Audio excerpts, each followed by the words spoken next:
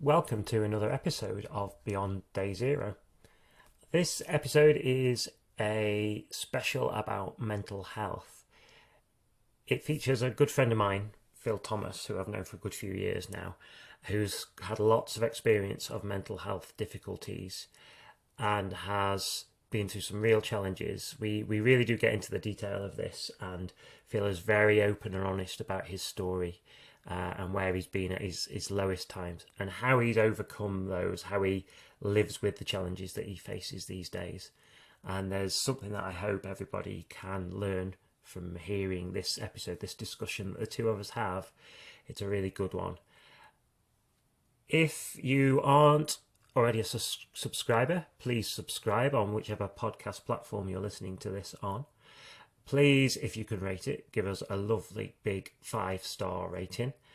And follow us on social media. You can hook into our feed on Twitter at Beyond DZ Podcast, on Facebook. Our page there is called Beyond Day Zero. And please get in touch and let us know if there's anybody you'd like us to feature in future episodes. We have an email address, beyonddayzeropodcast@gmail.com. So get in touch with us there, give us some feedback and let us know what you think. Okay, on with the episode. Today is a chat that I've wanted to have with a friend of mine. It's going to be about mental health, and it's quite coincidental that this week is Mental Health Awareness Week. So it might not be directly something that's related to what we do at our shop and subjects that come up in conversation. It's not necessarily something that's one of the ethical issues that we talk about, but it's something that I want to delve into and we may return to in the future, in future episodes, because it's just really, really important. Phil Thomas is a friend of mine. I've known him for quite a few years now, and he's had involvement in mental health services in the area he lives. We're also going to talk about some of the charity stuff that you've done. I really want to just tell people about that because it's quite good fun. And we're going to talk about how exercise can have a positive effect on mental well-being and how you manage a mental health issue and what support you might need. All those things will come up. So welcome, Phil. Thank you, Mark. What have you just been doing? What have I dragged you away from? I've been the gym, so I've had my endorphin shot, if you like, for the day. So yeah, I would have just been winding down for the evening, maybe a bit of reading. Which sound like good resources, both of those. Yeah. Within your network of friends, both in person and your online presence, you're really quite open about the fact that you've had mental health struggles, and your door is always open to other people that want to get in touch with you as well. And I know you see that as an important thing and something that I respect you for, that openness.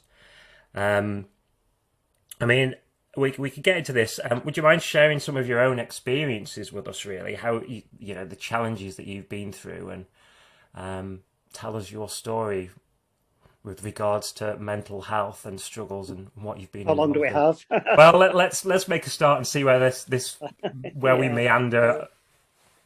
I guess firstly, I appreciate what you're saying there that about me having an open sort of door policy, and that possibly strives from the fact that at my worst, I shut every door with myself stuck inside on my own, and didn't want people to see me in the state I was in, and was really quite sort of ashamed. I was always, or I used to be. I hate using this term of going on a journey, but that's precisely what I've been on, I guess. I used to be that sort of man that would say, pull yourself up by your bootstraps. Why are you taking antidepressants? What are they for? And then 10 years ago, probably about now, actually, I still would have been on antidepressants that have been prescribed by the doctor. I was engaged in talking therapies. and that goes back to the end of 2010, when my life pretty much fell to pieces, I guess. And I came within a hair's breadth of trying to end my own life. I got so sort of low in myself over the course of sort of the early part of winter, and then Christmas just really didn't help. And I know a lot of people really struggle at Christmas time. You see all these adverts on the TV of the perfect Christmas and such like. So that really didn't help for me as well. And without sort of delving too deeply into the actual issues that were going on at the time, but there was three sort of separate things that all sort of hit me probably within a 2 or 3 month period in the sort of as autumn turned to winter of 2010. And I often sort of say that any one of those on their own, I probably would have been able to deal with, but three quite big, in some ways life changing events all happened at once, and I didn't have the resilience, I guess. Another word I'm not too comfortable with in some regards. But yeah, I wasn't sort of, I didn't have the resources or the education really in so much as the emotional education that it's not something we're really sort of taught as children or as adults. And I guess as children, it's very difficult to try and teach emotional intelligence. But yeah, I just got to a point where at Christmas time, I thought that the world is much better with me not being here, and I now realise years later that the opposite's true in many regards. Absolutely, yeah. So that's where I was at, was a really dark place, and I was coming through it slowly, and still, it's an ongoing process. I don't think you can never be cured of depression or mental ill health. It's like physical health; it should be seen in exactly the same light and to the exact same, treated in exactly the same seriousness as if you have a heart condition, or some other ongoing physically medical issues. Mental medical issues should be no different really. But we are getting there, I think, and hopefully I'm a tiny part of that conversation. Absolutely. You certainly play your part in it. So had you, up until those three quite big things hit you, had you cruised along, in relative terms, relatively easily in Oh life? yeah, I absolutely. I think I'd been very lucky. I was how old? I was 35, going on to 36 when this all sort of happened. And yeah, I think up until then I'd led quite a carefree, happy-go-lucky existence. I'd not sort of been touched by too much personal tragedy, if you like. And so yeah, it's probably accurate to say that yeah, I just didn't know how to deal with these things. Yeah, it's something that we're not. I mean, we don't. I guess one of the big problems is that we don't talk about it at a young age. And I can see that in myself as a parent. In terms of you want to shield your children from big issues in some ways. You want them to be happy, and that's it's not how we try to teach it with our children, but if teach is the right word, you want them to be open to all emotions, but you also want them to be happy. And I don't think we have enough conversations about those ups and downs, or it's certainly not something that's in the school curriculum. There was nothing that I remember in my school days about mental health. I don't remember if there was. I apologise to whichever teacher it was that said it. But I remember there was nothing. As far as I know, there was absolutely nothing. And that's got to be a time. I mean, it is these days, particularly with what's changed in society, but it's got to be a time where those discussions have to happen. Otherwise, as I did with my own mental health issues, get into adulthood, well supported by a loving family, and at some point you're on your own and things start hitting you and you haven't got the tools to deal with them. Um, that sounds like exactly, a similar story, really. Do you, Mm. what's your feeling about education and mental health?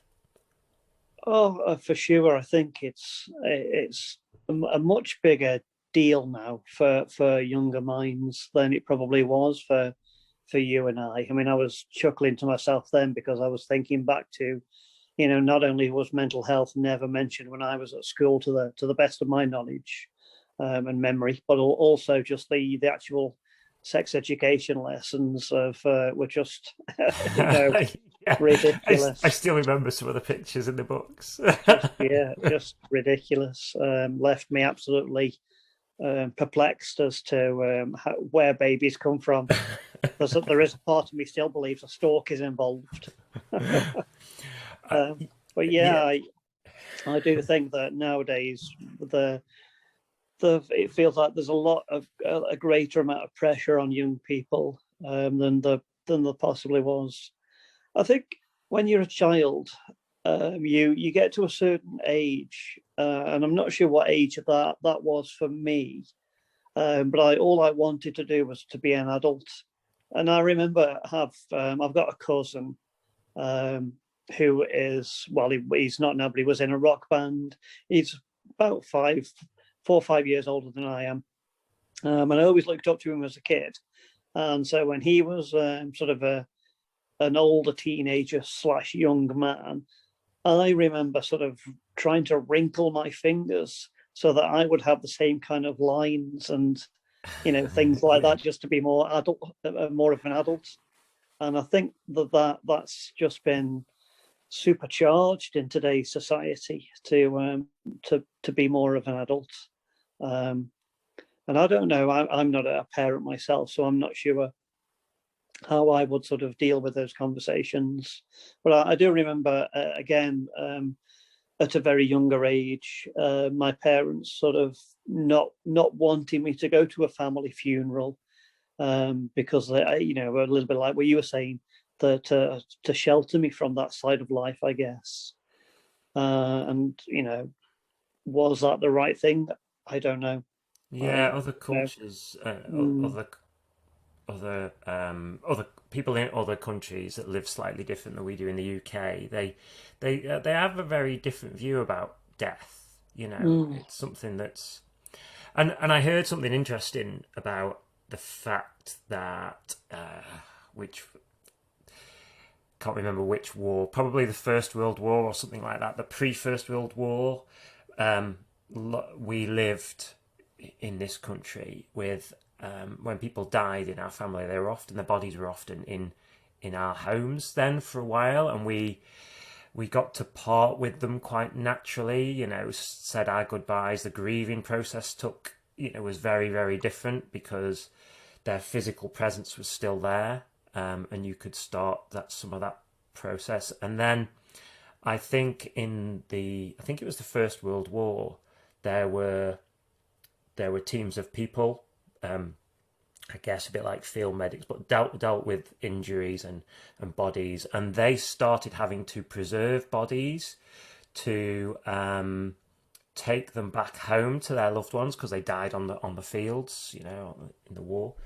And then something changed about the preservation process, about cleaning the bodies up, and almost there was a cultural shift where dead bodies were then starting to be seen as unclean, and the people that were providing those services in the war then didn't have anything to do, and the whole funeral parlor empire grew no. up, and then death was kind of outsourced to funeral directors, and we aren't around death Mm, the same way as just a few generations ago.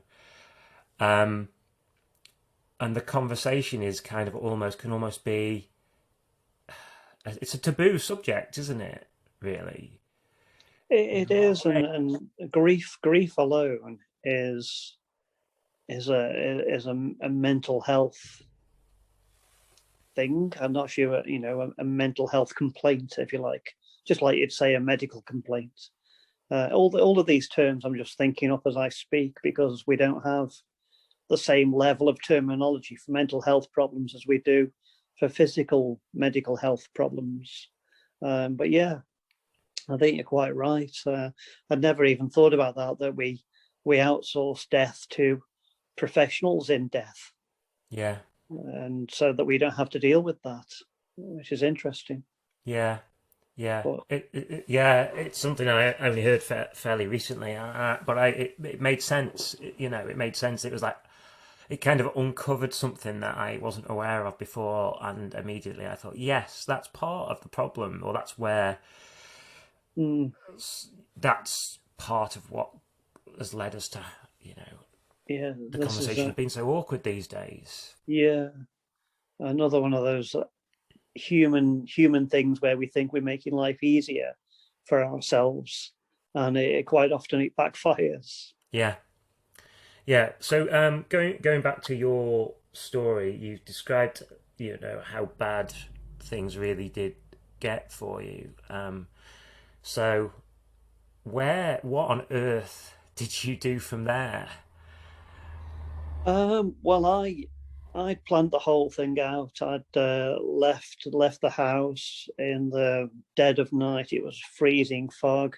I can't remember the actual date of this, which is always a frustration of mine now, because I'd like to sort of have that as a bit of an anniversary. I call it the day I failed to die. Nice one, Um, yeah, but I do yeah, remember that I went out into this freezing fog, and the plan was, I mean, I was, fog is a metaphor too to how I was feeling, and the fog in my brain, if you like, from feeling so depressed and hopeless. So I was going to try and smash my way through a frozen lake, and the theory being that the shock of the icy cold water, because I don't know if you can remember, the winter of 2010 into 2011 was the harshest we'd had up until yeah. just recently, to be fair. Was that Which when we got really low temperatures, above -10 towards -20 for a and it while, and that? just Yeah, lingered for months. We were in yeah. some sort of some kind of polar shift, or something had happened with the Gulf Stream or whatever.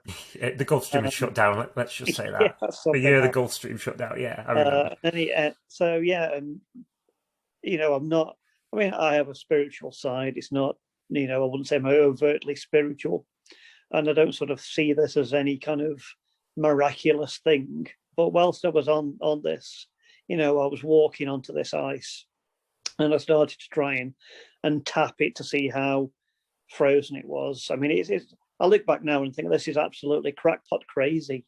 But just as I was doing that, on the other side of the lake, I just caught in a shadow of what I thought was another person, which is baffling because it was literally the middle of the night. It was 1, 2 a.m. It was something ridiculous. It was pitch dark, freezing fog. But I'm certain I saw somebody, and that sort of ruined my plan, because I was thinking that if I can die of drowning, then it will be recorded as an accidental death and not death by suicide, which would have been easier on my family and friends. So I was, in my mind, I was still thinking completely logical sense that I didn't want to feel the way I felt.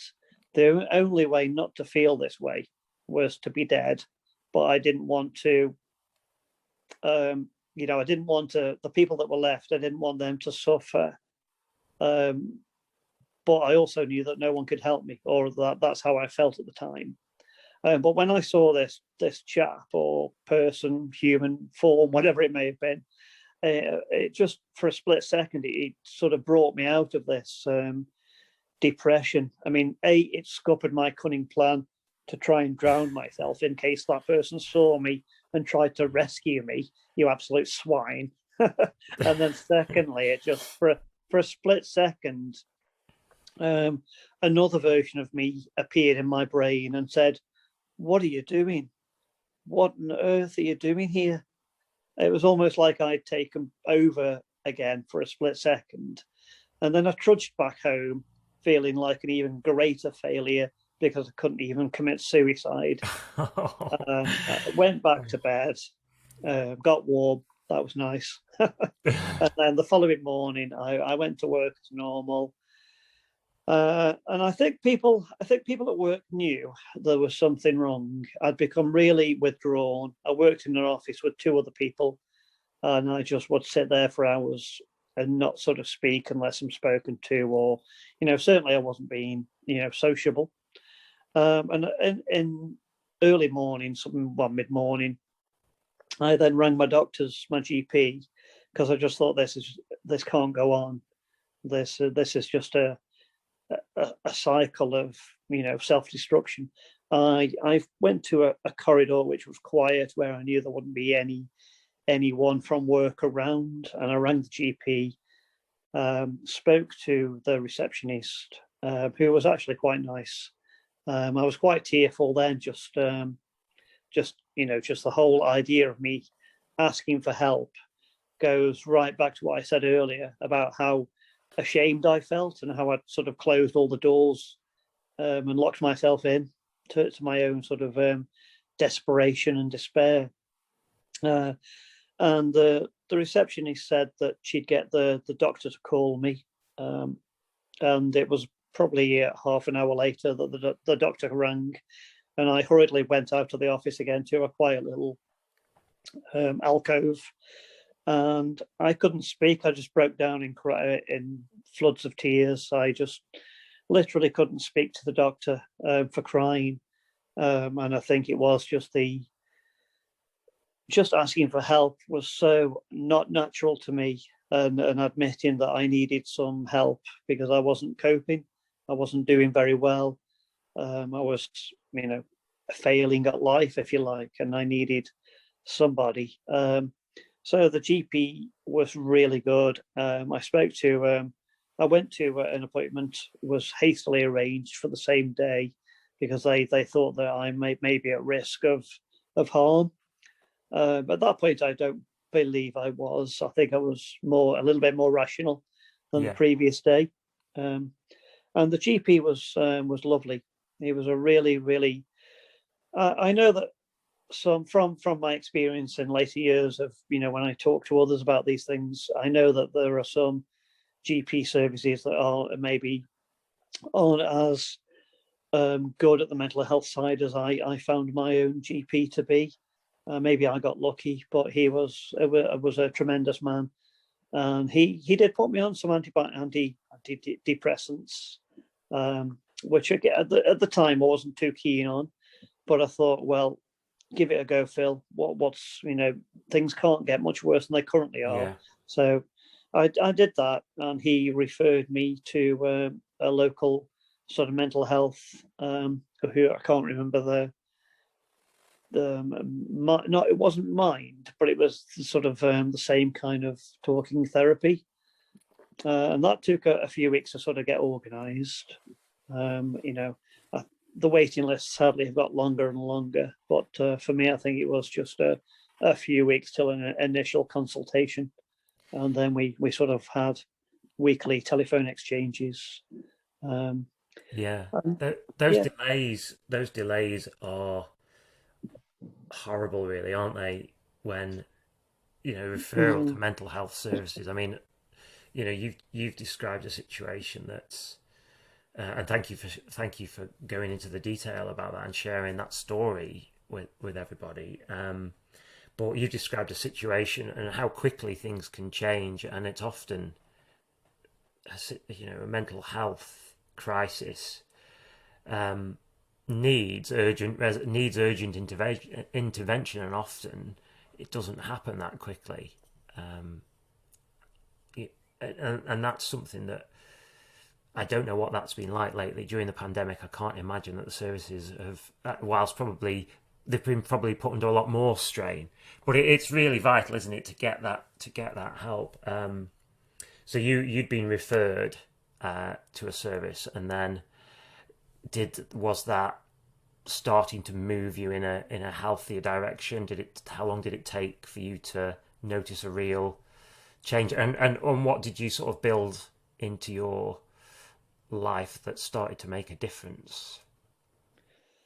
Um, it was, I think it was 3 or 4 months of the talking therapy, and I think maybe something similar for the antidepressants, which was one of the serotonin reuptake inhibitors. I think I've got that I right. I knew them well. I tried several of SRI. those myself. I've went through them all, I think. Yeah.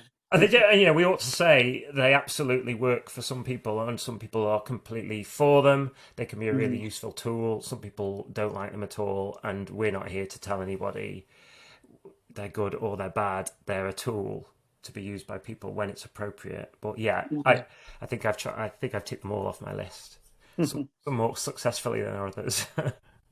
Yeah, like anything, it's rehab, isn't it? Really, and we're both yourself and I are runners, and it's mental health rehab, isn't it? It's getting something in place and then tweaking it and making sure that you've got the support of your physiotherapist in terms of running injuries or whatever it may be, and for mental health stuff, you have your counsellor or some other form of therapist who's there to help you along, as well as your GP service and medical interventions can be a part of that, just as you might take an anti-inflammatory for a sprained ankle.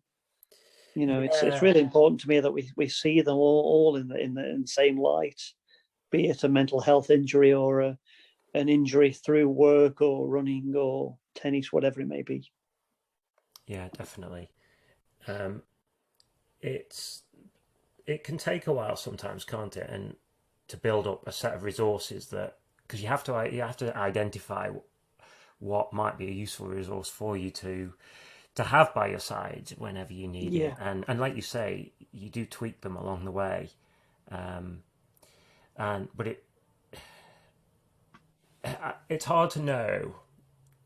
I wonder whether like if you've identified those things, if we all did that and recognize that we all need those things that keep us well before we actually get unwell, how much of the problem would it ease our burden? Would it make it that we suffered less, that we have milder forms of mental distress?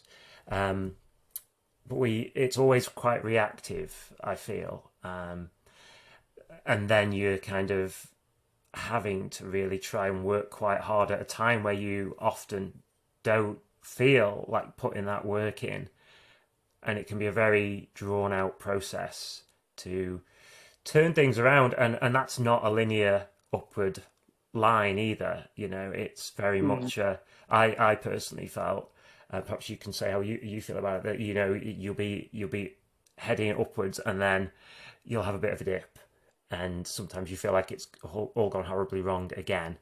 And but it's a work in progress, isn't it? It is. It's ongoing. For me, I in terms of the whole sort of pandemic and COVID, certainly I've had moments where I've dipped massively, and for me, it's just about. I think I'm just more self-aware. I think that's what's worked most with me is building a better self-awareness of how I'm feeling from day to day, and just accepting that not every day is going to be a good day, but Yeah, not every day can be a bad day. yeah, yes, very true. That it's not always like that. Um, the self awareness thing, I think you're right, and I think it's good to acknowledge in yourself when you've got that. And I think that's something that you've helped me build more of personally, because I think you were much better at it than me for a long time. That self awareness of how you were doing, and we all have those moments. I'm sure you'll say it as well, where I felt sometimes I was still bouncing off the walls of my own distress, and not really recognizing that I was doing it. But we both, funnily enough, we've both ended up, and I'm not involved with them now, but we both ended up working for a mental health charity at different times, and trying to help other people with their issues. I can't even remember the timeline for me, but there's a mental health service in Stoke-on-Trent and Staffordshire called Changes that we were both involved in at different times, and we didn't really meet that way, I don't think. No, we didn't. We know each other through the running community. And then found out, Yeah, that we've both been within the Changes service, both sort of as what would be known as service users, and then as volunteers that helped. and that's a good example of one of the there are those sorts of services around, and what works for one person might not be helpful for another, but it was mutual self-help, mutual help group, wasn't it? So it was, yeah, and I found that really, really beneficial, to be able to talk with like-minded people, and it was run by like-minded people that suffered, that experienced mental distress as well, in a safe environment. And I found that I found it remarkably. It was a major piece of the jigsaw for me several years ago. But yes, we both have had time with them as helping to run their services, haven't we?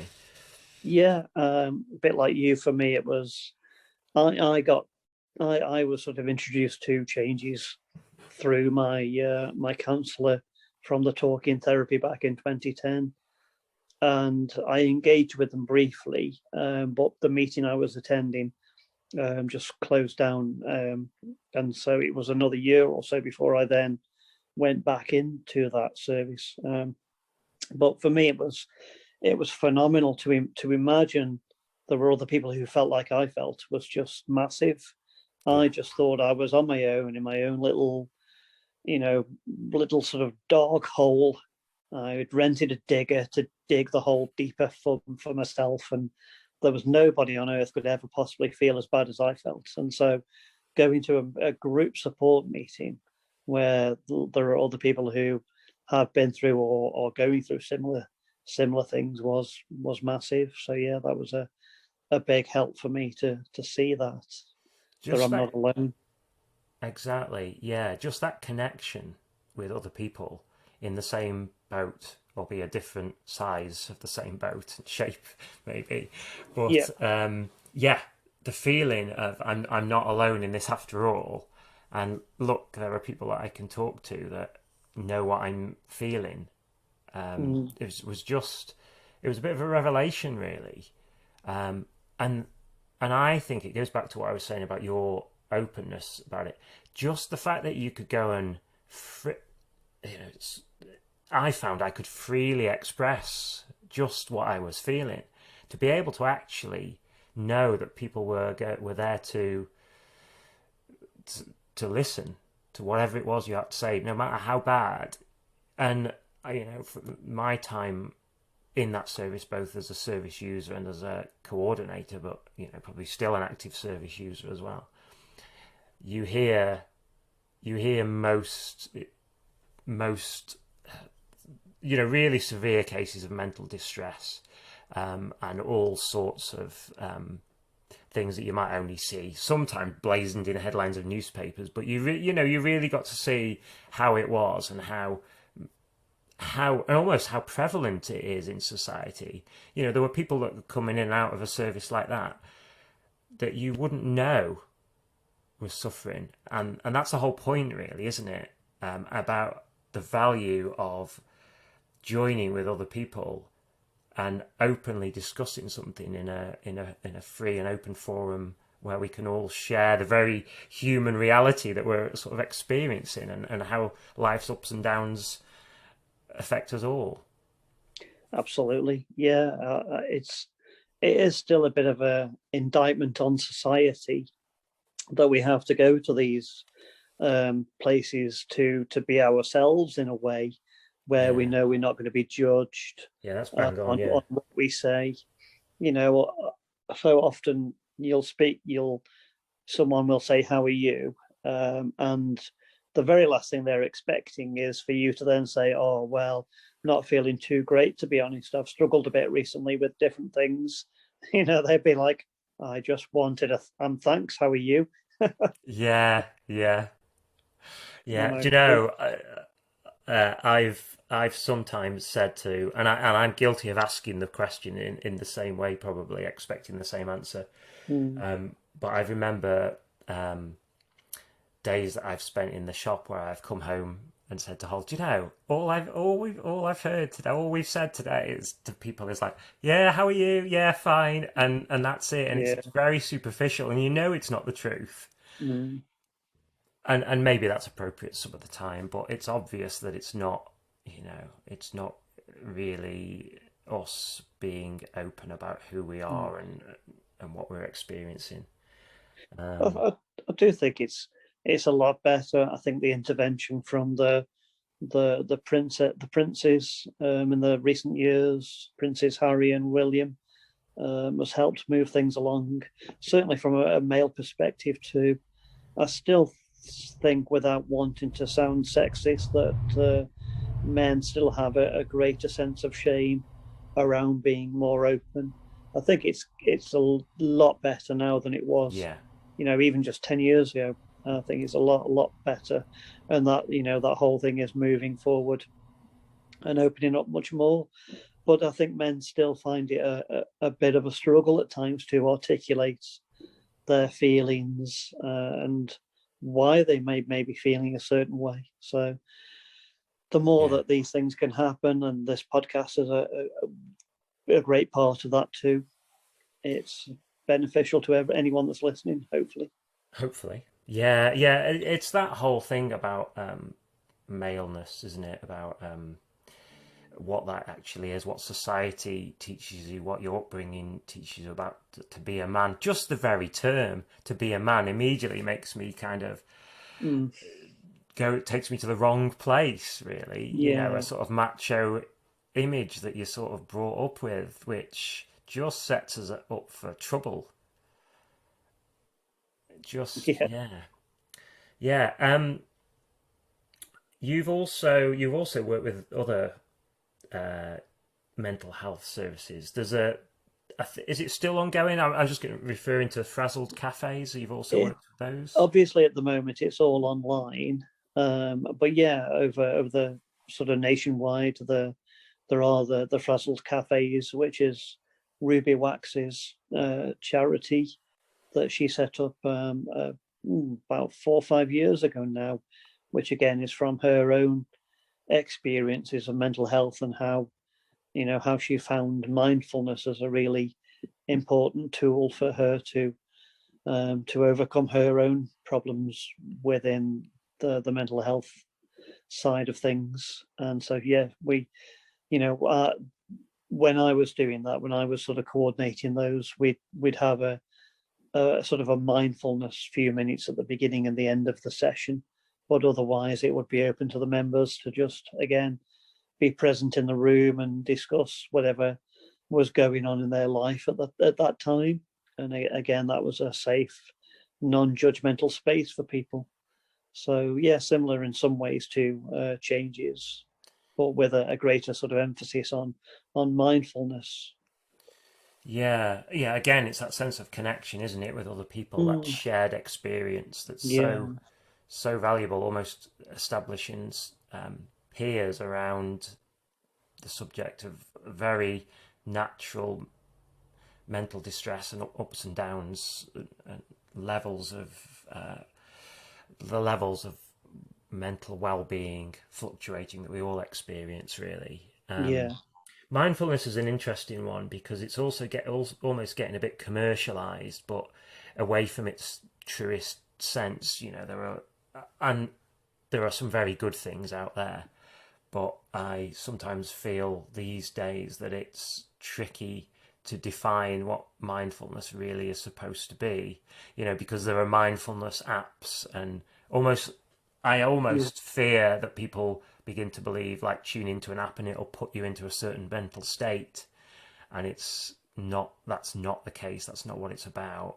Um, but it's more about just it's difficult, isn't it? It's more about just being connecting with where you are, using all your senses, and it's about the doing and not necessarily a result. So it's not like listen to this app, listen to this meditation, and then you will feel this at the end. It's about the very act in itself Yeah. without expectation of a result. And Yeah. I've played around with those apps, and I one thing I try to do, and we'll get into it a little bit about exercise and the benefits and the benefits of being outside. What I try to do sometimes is just tune in if you're able to get into a space of where you can experience nature and tune into the sounds that I can hear. I find sound has an effect, and an example from today. I'd been to have an eye test this morning, and it was a bit frustrating, and I had to go back later on. And I walked home along the canal, and I was listening to the birds, but I still felt a little bit on edge and stressed, and not very good this morning. And there was an area nearby where we live, where we know on the river that not seen it, so I'll call it a rumoured otter rather than an actual otter that I've seen. And I went down to this bridge and I thought, well, I've got more chance of seeing it if I just hang around here for a little while. And I just had 15 minutes or so down there. And just the sound of the water, there was no one else about. Mm. It's not a well used sort of bridge. Just the sound of the water did something and that settled me. And I often find that the sound of water, like moving water over stone, like a river, a stream, it does something that I can't put into words, and I think that it does quite a powerful connection with nature, and one that we all have to tap into. And whenever we can access nature, I think it's really important because that's what we're evolved for. That's how we're supposed to live. We're supposed to be surrounded by that. And I think actually the Mental Health Awareness Week this week, the theme this year is about connection with nature. I think that's their agenda to try and It is. help Yeah. people realize how they can get a bit more of that. Yeah. Have you seen some of the stuff that's been published about it? A few bits and bobs, and listen to it on the radio. And one thing I like to do, and it's not been anywhere near warm enough yet, but I like to take my shoes and socks off and just walk on grass. Just the And shoes just and socks. It doesn't go above the ankles. it. No, I wouldn't. I'm not claiming to be a naturist by any stretch. Maybe I'll have shorts on if it's a summer day. If it's really Uh, tropical, but yeah, yeah. no, just that connection, just to get my skin as close to nature. I will, I will be one of those people that I maybe don't hug the tree, but I certainly, I will put my hand onto a tree bark, and again, that just connects me to the rest of the world I'm on, to the planet. Yeah, And very similar to you, water as well is a big part of my life. I love to be on water, in water, swimming, you name it. Just like you say, just the trickle of water is yeah, it has got that calming influence. yeah. I think this is going to nicely segue into the other thing that I was going to ask you to talk about, and I guess We part, do love a good segue. yeah, partly, it's directly in a way. I think, although I don't want to speak for you. You've done some quite significant physical challenges in the last few years to raise money for charity, and I know some of that wasn't to raise money directly for mental health charities, but other things that were personally important to you. But I feel that the motivation to give something back and the importance of exercise and as part of your mental well-being, all those things were wrapped up together in your challenges. Um, Mm, and for those people that don't know you, as hardly anyone listening to this probably will, because we'll have millions of listeners one day. we will. Well, maybe. Uh, just go through a timeline of those significant charity events that you do, because water features quite heavily in one of them, doesn't it? It does in one of them, yeah. So this might, pardon me, this might surprise a few of the listeners. So I sort of spoke about my sort of mental health episode being at the end of 2010. So my first sort of charity run was in 2010, was in sort of the spring of 2010, and it was fantastic. I did six half marathons over 6 days, sort of one every day consecutively, and I was raising money for the local children's hospice here in Stoke, the Donna Louise Hospice, and from memory, I raised just over £1,000 from doing that in 2010, and that, I think that came about partly maybe from some underlying depression, maybe in 2009, going into 2010, when I probably felt a little bit low in myself. I'd just come out of a relationship as well at that time, and I was looking for a purpose, if you like, and I think that sort of plays into the general sort of theme of mental health, is that I think it really helps to have, or to know, what your sort of purpose can be, and how that you can be something good in the world. And for me, that was, I sort of thought to myself, what's the one thing I enjoy doing and I'm relatively good at that time in my life? And it was, endurance running, if you like, running a set amount of miles each day for a week. So I did that in 2010, and then in 2012, I guess again in 2010, it was the federation of the 6 towns of Stoke and Trent into one city. So there were a lot of sort of things that all sort of came together quite nicely for that, and that's where the sort of the nickname 6townsrunner came from. Which is your handle on Twitter? It is. Anyone who wants to follow you? Yeah, and I think it's the same thing on Instagram. Just plug myself for no reason. Yeah, absolutely. And then in 2012, I decided to double that, and I did 12 half marathons in 12 days. And why wouldn't you? I mean, it wasn't hard enough. Yeah. Again, I think that was a need to try to get back to something good and positive after what was quite a rough 2011, or at least the first half of it was quite rough, working through a lot of emotional things and trying to unpack and untangle my life from a childhood onwards, if you like. And then so then I did that in 2012. I want to remember. I did a couple of. I mean, you did 12 of those runs consecutively. There was one that will live in infamy that we did. The one that the bad weather, wasn't there? Yeah, you'd started off your 12 in glorious, unseasonably warm weather, hadn't you? Yes, got sunburnt. It was amazing. Yeah, and then end of April, I think it was. And then there was yourself and Sam Tidy. Yeah, and we ran the Potter's half in reverse, didn't we? That's right.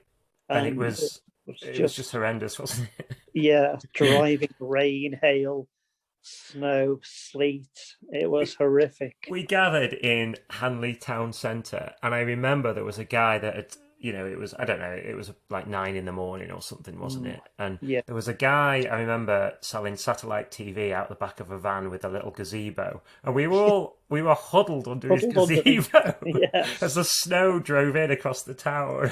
Yeah, and this was, I guess it's similar to now, really. It was early May, I think, when that happened. So I guess we are used to the odd rubbish May as we're experiencing at the moment. But it's not every half marathon that halfway round you have a break and someone gives you a nice fluffy towel and plies you with tea and cake, as we did that day. A lovely lady that you'd met a few days before, hadn't you? Yes, and she'd had a whip round in the local bingo hall for me, and proceeded to stuff a load of 10 and 20 pound notes into my frozen hand. Which was Yeah, just lovely, wasn't it? We literally stopped halfway round and yeah, sat down and had a cup of tea with her. It was yes, brilliant. yeah, and a warm up. Yeah, yeah. No, that was certainly one of the days I'll never forget in terms of running these Yeah. things. So that was the 12 in 12 in 2012. Then it was 2014 when myself and a friend, Drew Wilson, I basically had the mad idea that I wanted to know where the River Trent started. And what I better knew it, way? I knew it was sort of Biddulph way, and then it was like, well, how far does it? Where does it go? Where does it? We named. I live in Stoke-on-Trent. I'm from Stoke, but the river here, despite the name of the city being named after the river, you don't sort of see it very often. It's not sort of well regarded or championed as an icon of the city, like say it is in other parts. And I guess it's because it's a tiddler. It's quite a young river. When it's flowing through Stoke, it's just gaining a little bit of momentum, and you have to sort of see it in places like Nottingham and Newark to fully see the river in its full strength and flow. Which you So did.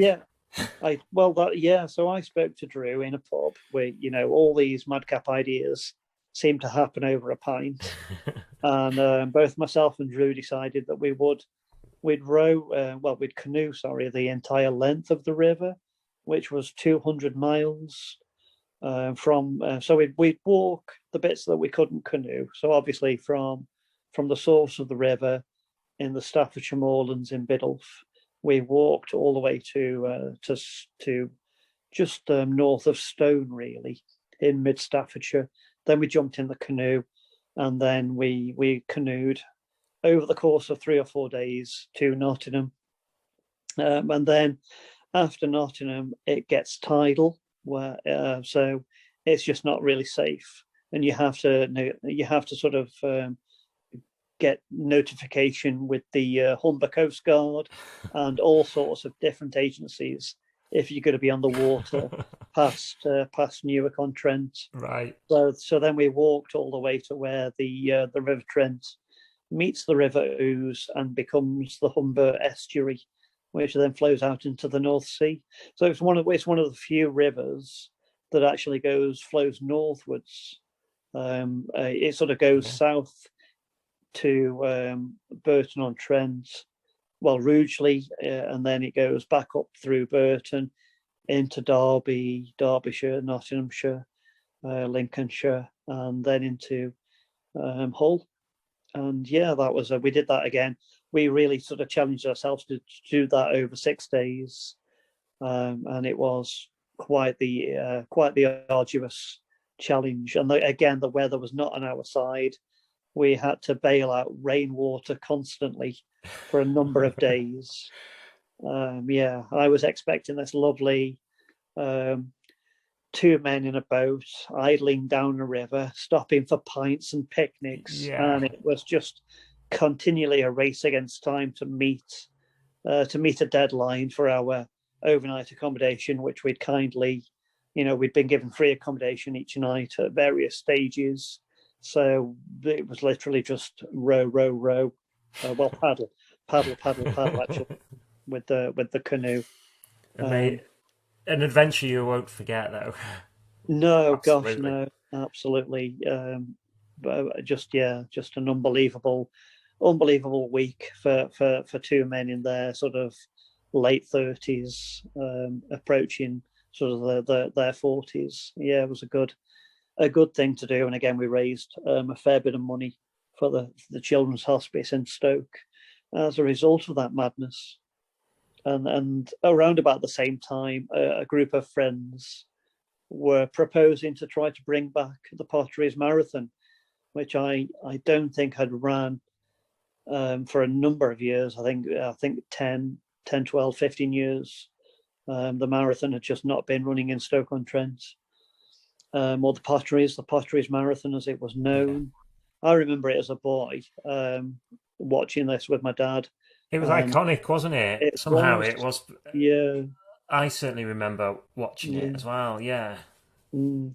And so foolishly, I said, because I thought this is never going to happen. So I said that if you bring this race back, I'll run it 6 days and 6 times in 6 days. So long story short, I ended up on the organising committee. We brought the race back, and I ran the whole thing, the whole Potterys Marathon, 6 times in 6 days, and the last day was the actual day of the race.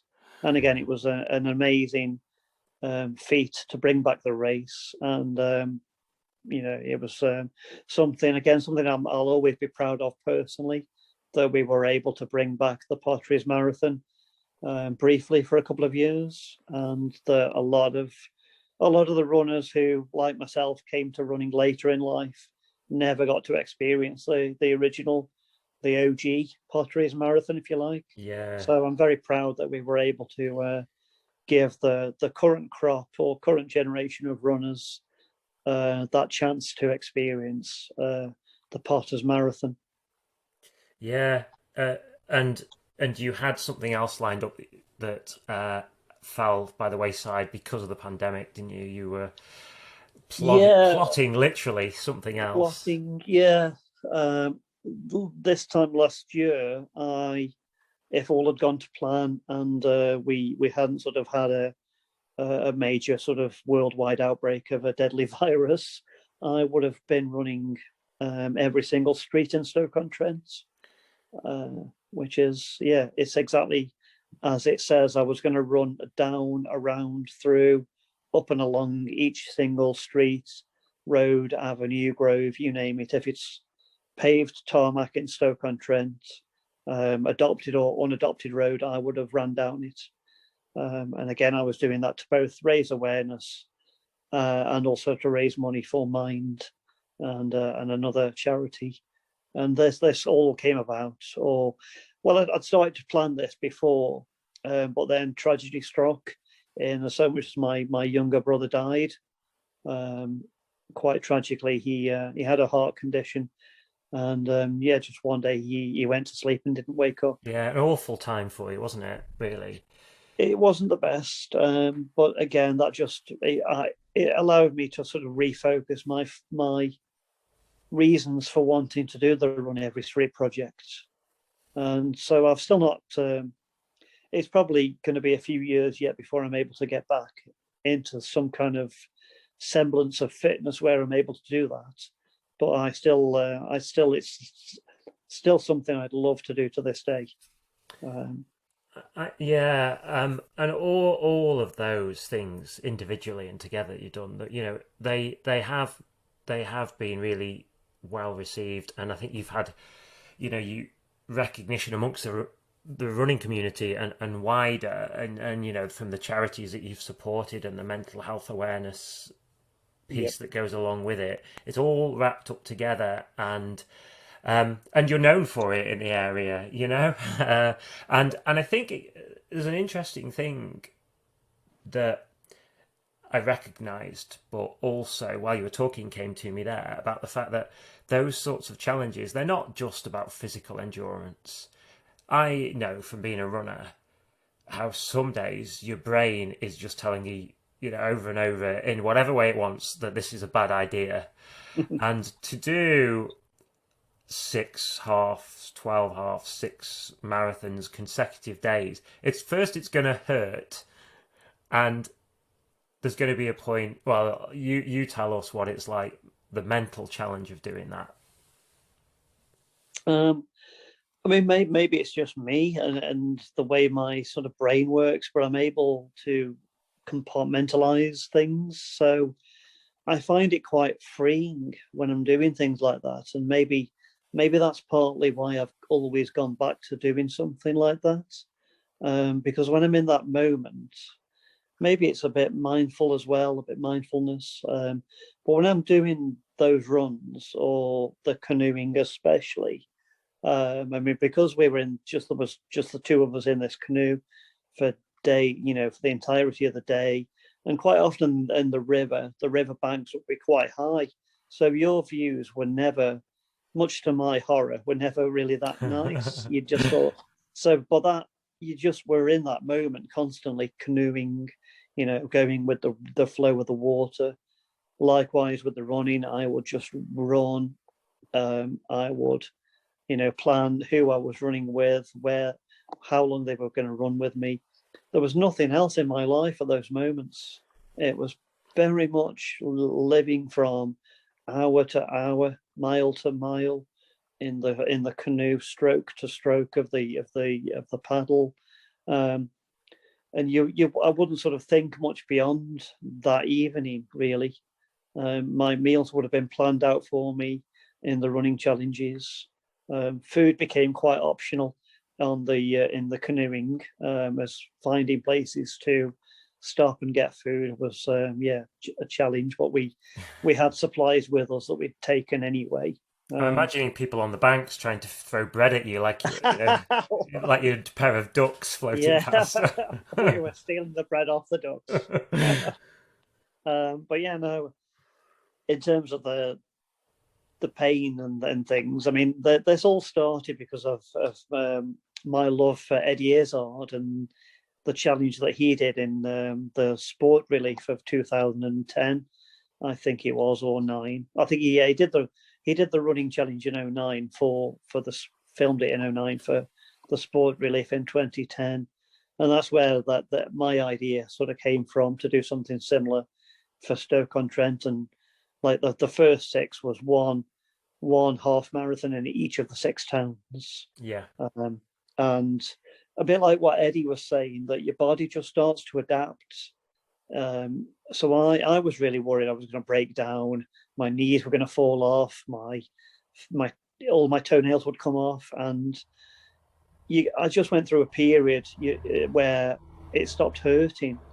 It was like my body just was like, okay, this is what we do now. I'm good with this. Just don't do it forever. Yeah. And yeah, so I just cracked on with it. In terms of maybe it is mental toughness. I really don't know. It's just I think it's knowing that whatever you think your limits are, you can go way beyond them. I'm certain that people can go way beyond what they think they're capable of doing, but you have to really push yourself out there. You have to push Yeah. the boat out, or canoe. Yeah. Nice You've link. got to, it sounds corny and it's a bit of a throwaway line, but you have to really move away from your comfort zone.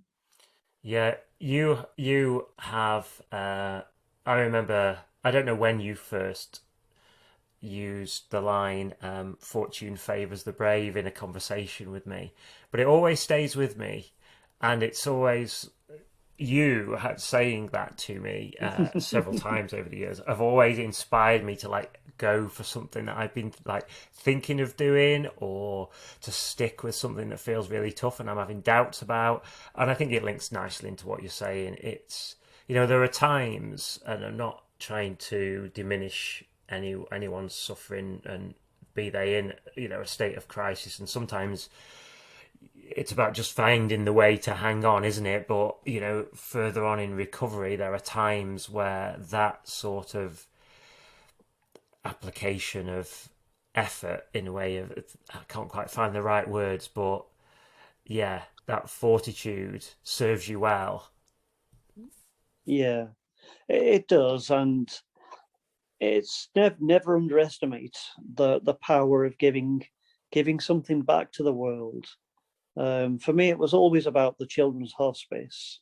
I was quite an ill child as a kid, to the point where I was close to death as a newborn. So I've always had a bit of an affinity with the children's hospice charity, being as I probably potentially would have gone into the Donna Louise hospice as a baby myself, had it been around, had there been that provision back in the 1970s. But yeah, I think that's probably, it's helped me so much over the years, is to give something back, and it's created a bit of a purpose. I mean, it's spawned it's pardon me, my voice is going. It spawned a few issues along the way too, in as so much as sometimes I try to shy away from being the 6 towns runner and this, persona of almost like a superhuman runner that can just run every day. I Yeah, mean, because you don't want to. Yeah, you don't want to feel like you're some superior being that's unaffected by stuff either. I guess. yeah, yeah, and always I've always said this, that I'm quite a shy person, and it took me a long time to realise that in terms of raising money or awareness for a charity or a cause, you have to be front and centre. In 2010, I sort of let somebody else try and do all the PR, and I wanted to shy away from that, and I just wanted to do the running. I just like being out Yeah. there doing the runs, but I've realised that you have to be the person that they see, and I'm more comfortable with that nowadays. But yeah, it can be a pitfall at times too. And I always laugh. It's my greatest claim to fame that I was in the Tesco's, the big Tesco superstore here in Hanley, and I'd been on the front page of the newspaper that day, and so the lady who was serving me recognised me and said, "Are you Phil, the 6 towns runner?" And yeah, that's the height of my fame, really. Another memory that'll stay with you. Yeah. Yeah, yeah, yeah. Yeah, I think as we sort of move on and wrap things up, Mm, I think what you said is quite true. I think it applies to me. I think the value of giving can't be underestimated, and um, we mentioned at the start about your open door policy amongst your peers and your networks.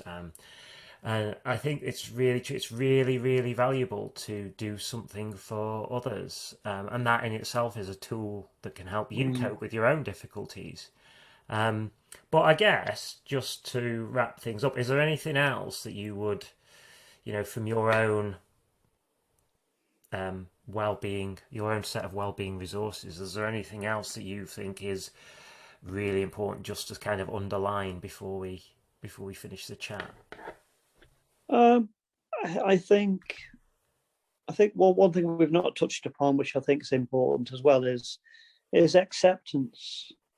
Um, Accepting that we change each day. We're not the same person we were the day before, and it's just accepting that some days aren't going to be great, and just knowing that, and being able to not sort of be sucked into a downward spiral, if you like, from those bad days.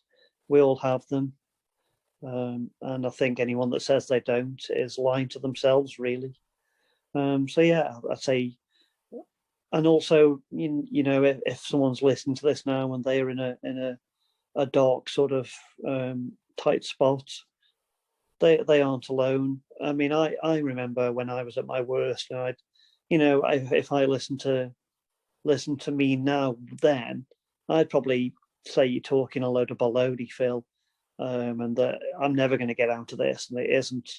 It is always going to be this way and this painful in my brain. But I have changed and I have moved on, being on that journey, if you like, and I am a far better human now for having been through the bad bad spells. It's made me a much kinder person. Certainly, I can't imagine that I would have carried on with my charity work, if you like, the charity runs, after the first one. But yes, it's sort of, I didn't see it at the time as something that anything good could come from. Trying to drown myself on a frozen lake, but in a way, it has made me a stronger human being, a much more kinder and a much more tolerant person. So I guess the only thing I'd say is you can change. You may need help. It's different for everyone. mindfulness might work for one person. It might be CBT or a longer term sort of therapy that helps that person. But yeah, there is hope, and I do get it that people who are feeling a certain way who don't want to feel that way think that the only way then to not feel is to be dead, and there are other ways of feeling differently, feeling better about yourself. And I guess for me, one of those ways was through giving back to the community and doing my madcap challenges. And they've certainly helped me over the years, and they've brought in a whole world of new friends and new connections, and that's never to be underestimated too, as friendship and connections, which hopefully in the next few weeks we'll be a step closer to regaining. Yeah, and hopefully it's a time of rebuilding, and because it can't be underestimated the impact that the last 15 months, whatever it is, has had on people.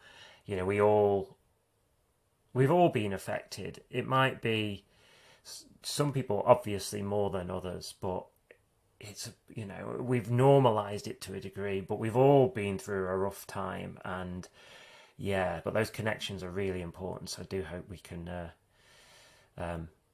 can start to rebuild and reconnect with people and make some new connections as well. Yeah, absolutely.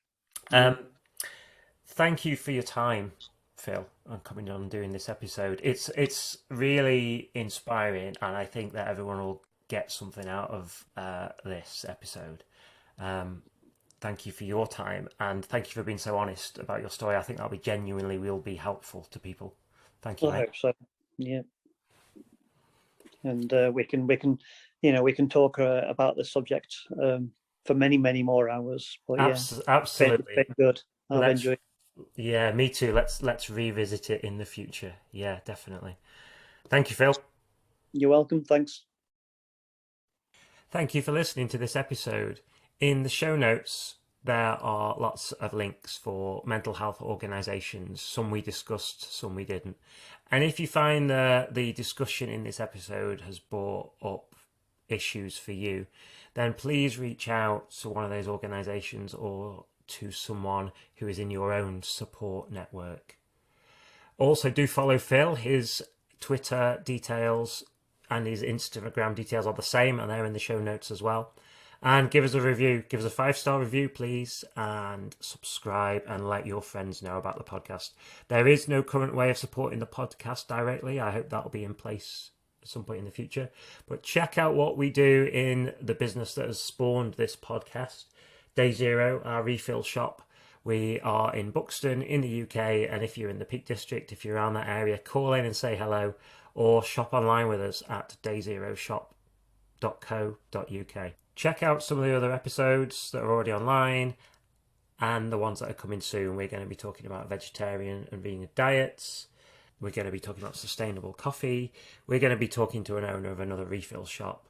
There's a lot more coming soon. There's a great episode about a rewilding project that's going on locally in the Peak District. Okay, thank you for listening.